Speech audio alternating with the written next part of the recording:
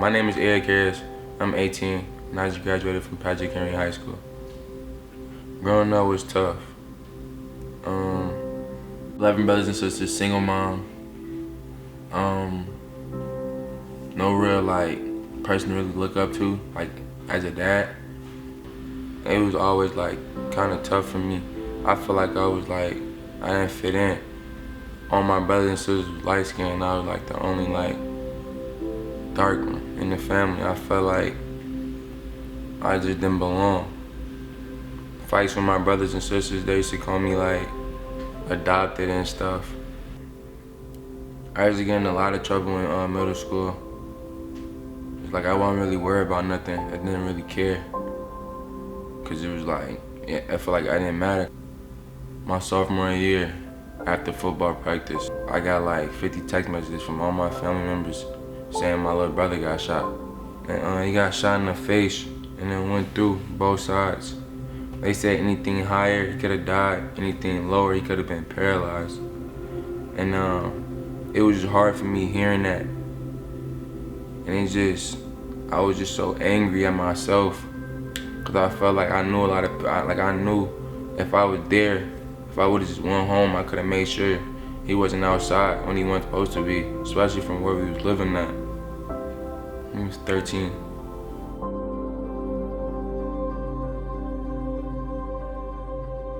After he got shot, it's just everything changed. I wasn't interested in football, sport. I wasn't interested in sports, period. Grades started dropping. I didn't care about school. I didn't care about nothing, really. I wasn't coming home. I started hanging out with a different crowd. That was the only thing on my mind. Everything else was just through one ear, out the other. I feel like I had to get revenge.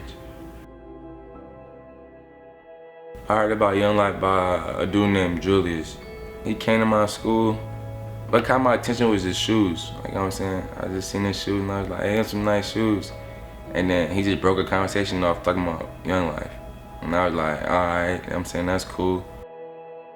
But I remember walking into Henry High School while he was in lunch.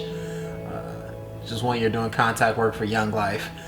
And running into him and being like, yeah, I forgot you went here. And inviting him to the club. Hey, you just come check it out. It's at North Commons, the neighborhood he knows. And that was the start of it all.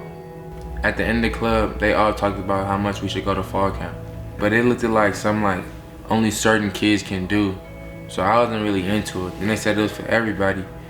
And I looked into it and the videos was always exciting to me. Being at camp, it's different. It's something you know what I'm saying, you don't see every day. Or you don't even, or you see only at a movie or at a resort or something. It's really different there. Everybody's connected. It's a big connection. It's everybody know everybody, even if you don't. I feel I can really connect to the speakers that was on stage and how they was telling us about how God was saving people and all the stories and how he was just giving people a second chance. It made me feel I always had another chance. His first cabin time, I just remember him being super locked in and empowering the kids around him to ask the questions that they had. And he was asking anything that came to mind.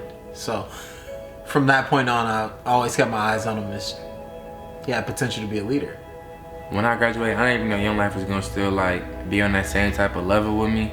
I felt it was gonna be a done deal with me. And I was kind of sad knowing that I had to let go of something that helped me through high school and helped me through my life a lot. But then Juice asked me, did I want to be a leader? I remember my senior year, Hope asking me would I ever consider being a leader, and me not knowing that would ever be a possibility, and how excited I was to jump into that role, and getting the opportunity to ask Eric would he ever consider being a leader this year. That's what it's all about. I was able to reach him and other kids, and he'll be able to reach more kids, and hopefully he can pull someone up the same way. I could have been on the street, I could have been dead, I could have been locked up for what I was going through or what I was trying to do, try to get back from my brother.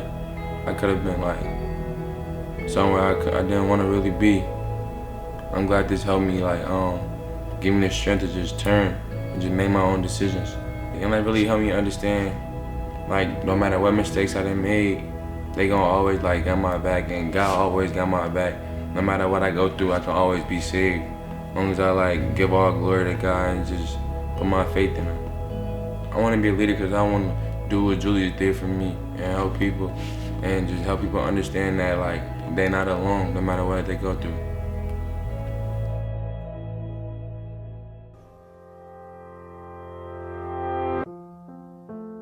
My name is Rosie Harris. I go to PYC and I've been in Young Lives for 2 years now. Growing up, I lived in Mississippi. I lived with my mom and my big brother. Living in Mississippi was super rough. When I was 8 years old, we moved to Minnesota, and that's when everything started to change. When I was 14, I found out I was pregnant, and that was the most scariest thing I ever could feel. It like hit me hard. Like it's like a heart. You know how a heart attack hits you straight through the chest? That's how I felt. I had so many emotions. I was scared to be a mom. I didn't know what I was going to do. Didn't know what my mom was going to do when I told her. I was scared of how people was going to look at me and how what I was going to be called, how other people felt about me. I just had to prepare for a lot of things that I wasn't ready for. How I found about Young Lives, my history teacher actually walked up to me and gave me this Young Life book. Like I write a lot, so he gave me this little book I can just write in all the time, and it said Young Lives. And he was like, "Oh, while you're at it, you should still think about doing Young Lives." When I first started Young Lives Club, I felt like I was at home. I was like instantly greeted. They fed me. They offered to watch my child. We played games. We talked about stories. We shared our stories of what happened. We shared like what we do outside of Young Lives. We got to know each other very well. They made me feel like I wasn't an outcast. When I first saw Miss Danielle, it was just like like the angel moment, just like that. I thought I was looking in a mirror. Not saying we're twins, but I knew that's someone I wanted to be when I get older. Really, it's kind of a funny story. Some of the young ladies who were part of the club cornered me in the lunchroom and made me sit down and talk to them about this group that they were part of and how it was so cool because it was like women and girls and their babies, and they just have all this conversation. And I was like, yeah, great. I don't have any kids, so it doesn't fit me. And they were like, no, we want you to be a mentor. And then one of the coordinators just magically appeared or something and started talking to me about it. And they invited me to their love club, which was their Valentine's Day club, and I've been coming ever since.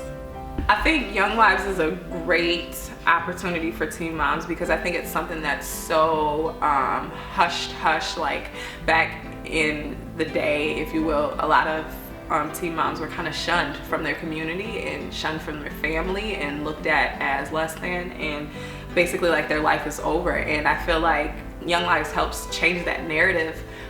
They create the community, but also allows them to address the elephant in the room, if you will. Like, hey, I'm a teen mom. Well, great, all of us are. So what do we do now? That's not just the end all be all. They're able to be themselves. They're able to share resources. They're also able to talk about situations that other students their age might not be able to relate to. And so it gives them that space and that community and that freedom to really open up and share what's going on in their world, and then also not feel downed or shunned or embarrassed about it. They have people around them who are going through the same exact things.